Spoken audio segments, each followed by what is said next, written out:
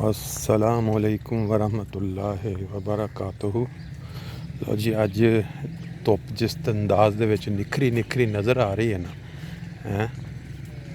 इन्ना मज़ेदार मौसम है।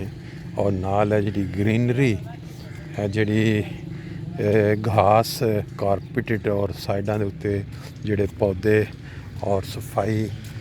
और यह देखो तुसी इस साइड ते नाल रहायशा, इन्होंने जो बंदा देखता है और नाल नाल पैदल चलदे हुए अल्लाह ताला दे इनामात और अफजाल का आटोमैटिकली दिल दे विच ख्याल पैदा होंदा है कि एक ज़माना सी इत्थे कलर हुंदा सी, मिट्टी धूड़, और एक वक्त आ गया कि इत्थे अल्लाह ताला ने ग्रीन ही ग्रीन करता। एक शहर, ऐसे शहर नूं जिथे बंदा सोच भी नहीं सी सकदा कि इन्ना ज़्यादा ये ग्रीन हो जाएगा।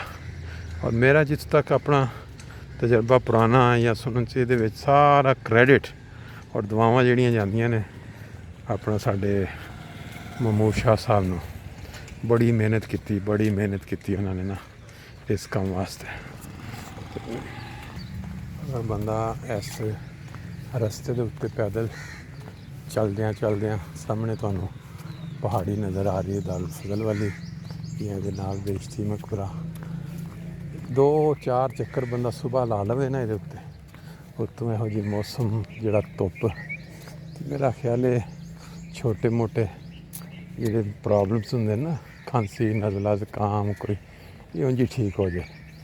जिहड़ा बंदा बाहर साफ सुथरे माहौल च रह के इत्थे आए और उन्होंने इत्थे आके इन्ना साफ सुथरा माहौल मिल जाए, और ख़ास तौर से सब्ज़ा इस तरह का अखां नूं लुभाण वाला, और उत्तों धुप 25 टेंपरेचर 23 ते ज़बरदस्त किस्म का, ये चीज़ तुहानूं बाहर ममालिक दे विच मुयसर नहीं आती।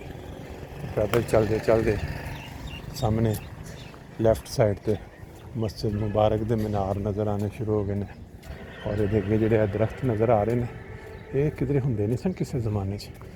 और सारी मेहनत, सख्त मेहनत के बाद है ये खजूरां दे ने या इन्हां दे मतलब मुख्तलिफ तरह के फलदार या दूसरे छां देने वाले दरख्तों की भरमार है होने।